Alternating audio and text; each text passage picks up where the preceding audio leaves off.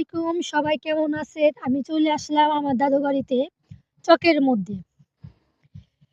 এই দেখেন বাঁশবাগান, এপাশে বাড়ি, এখানে মুরগি আর কুচি কুয়াশা। দেখেন কত দূর কুয়াশা পড়ছে গ্রামের মধ্যে, অনেক শীত।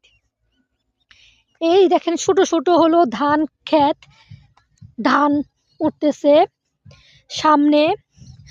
আমি চকের রাস্তা দিয়ে হেঁটে যাচ্ছি, আসলে আনন্দটা খুব ভালো লাগতেছে। এটা সরিষা গাছ, সরিষা ধরে আছে,